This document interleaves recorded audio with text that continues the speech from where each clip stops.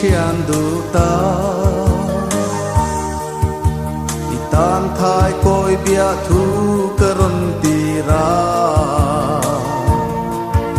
o sak mel ton ni herlo ma se in sa firin hinaya ayang itam renge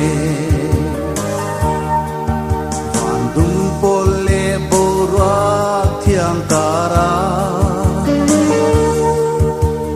har kan run riang te ayan mo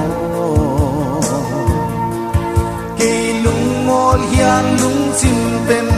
ka don vong vong trin te a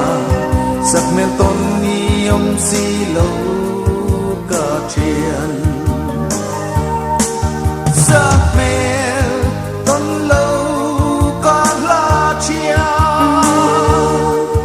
kan ka lam luang a thủy vong vong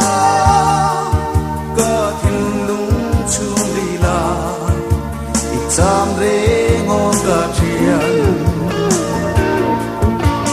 koi bia thu ka lan to che a i thai koi bia thu min lan de la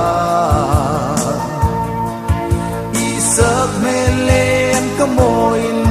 lei ri la fan nge eng ti ka ton ni her ve yang mo sak me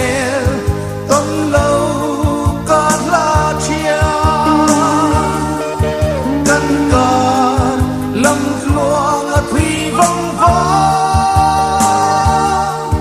ka thin lung chung ri la cham re ngo ka thian ai koi bia thu ka lan to che a i thai koi bia thu